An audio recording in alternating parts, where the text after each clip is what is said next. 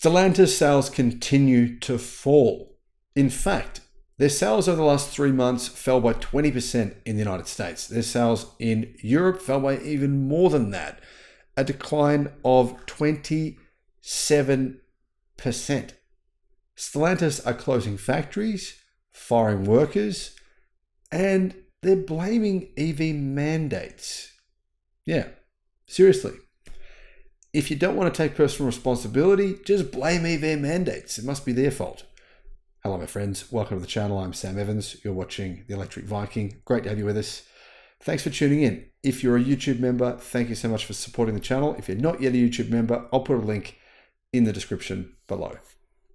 Stellantis reported revenues of $38 billion for the July to September quarter, a drop of 27% compared with the same period last year. Interestingly, their sales in Europe fell by about the same number. Their sales in the United States fell by around 20%. Stellantis' revenue has plunged because of falling sales in the EU and the US. And of course, falling sales as well in China. To be honest, fortunately for Stellantis, they're nowhere near as dependent on China as most other legacy automakers. But unfortunately for them, the truth is most of the cars they make aren't that great. So people aren't buying them, or they're just too expensive. And Stellantis, well, they have a reason for this. They've got lots of reasons for lots of things, and their dealers don't like them very much, and they fight their dealers publicly, and they think that's acceptable. And they blame their dealers. In fact, Stellantis' CEO blames Maserati, right? Maserati sales have just collapsed. They're down 80% this year. The company is turning into Jaguar. They're turning into a nothing company. He blames that on dealerships discounting them. He says because dealerships have discounted them, that's what's caused this problem. Now, the dealerships had no choice. They can't sell them. Sales fell 80%. So the very few they sold, they had to discount to actually sell them. So as you can see, Stellantis has lots of different weird things to blame for the situation they're in. Now, last year, the CEO was blabbing on, and I was being criticized by some of you, because apparently Stellantis was making record profits last year. Yeah, reminds me a little bit of BlackBerry back in, 2003 or something. What a company back then. Yeah, invest in them. Great idea. I mean, look, record profits. A few years later, well, we all know how that went. Stellantis plans to close another factory as well in England and consolidate its UK production in its other British factory in Ellesmere Port, amid apparently fighting with the British government over the volume of electric cars and vans it needs to sell in the country. Stellantis said it will create an all-electric manufacturing hub in Ellesmere Port following an investment of £50 million or $63 million. Now, the problem with this is Stellantis make promises that they don't keep. Ask the Italian government. The Italian government gave them $400 million during 400 million euros, I think it was, during the COVID pandemic, and that was to build a battery factory in Italy. Well, they never built it, and they still don't have any actual locations where that building is apparently going to be built. The Italian government is asking for their money back, but it hasn't happened. Anyway, the factory that builds mid-sized vans for the Vauxhall, Opel, Citroën, Peugeot, and Fiat brands apparently will have a single production line for electric cars. The automaker produces small all-electric vans for the same brands at that location. So under this proposal, Stellantis would build electric versions of the mid-sized vans in Ellesmere Port instead of Luton. Basically, what's going to happen is 1,100 jobs in Luton will be lost.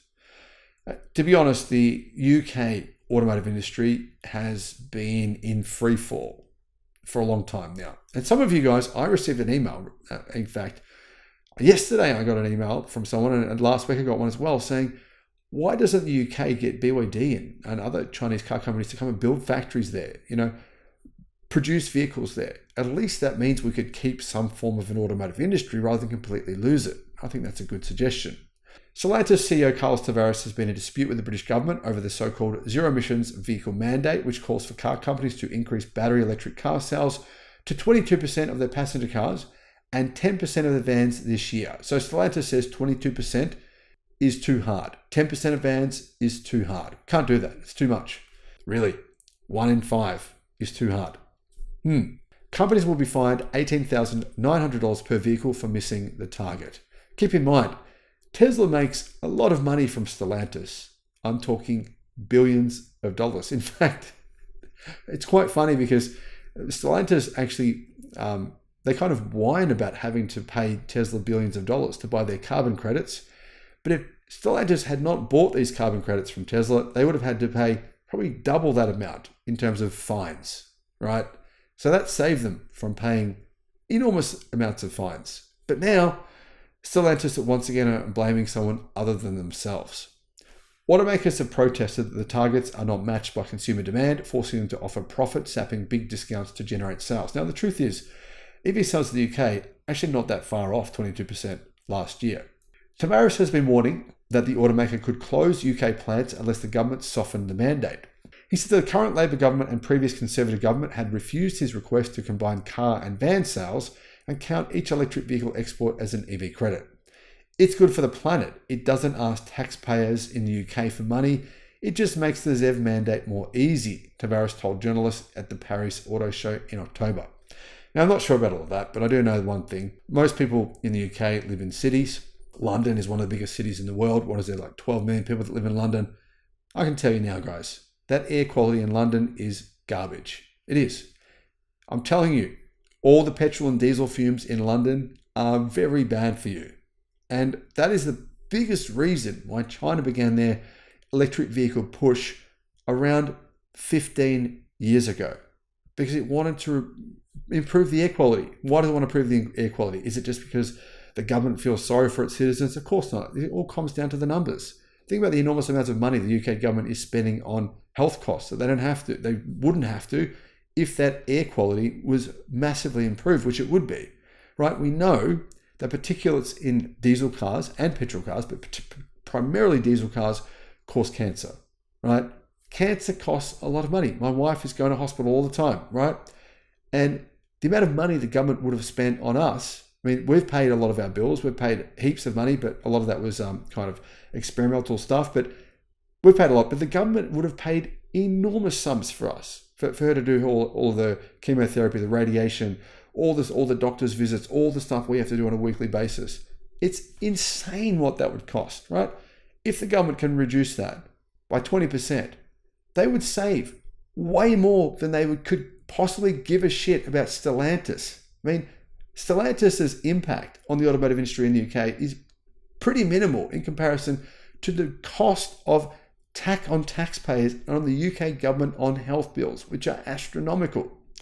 Stellantis said on November 21, the proposal to shut Luton was made with the current context of the UK's ZEV mandate. In other words, Stellantis is saying because 1 in 5 of our vehicles needs to be EV, 20% needs to be in EV sales this year, we have to shut a factory in the UK. So this is what Stellantis does everywhere. They've made the same stuff up in America, blamed this, that, and the other for their factory shutting in America. When they actually decide to take personal responsibility for their actions, they might have a chance of succeeding. But I can't see that happening. And unfortunately, the CEO, his contract doesn't end until 2026. That's why I believe Stellantis are in enormous trouble. Similar to Nissan, the company has a leader who has no idea what he's doing. It just blames everyone else.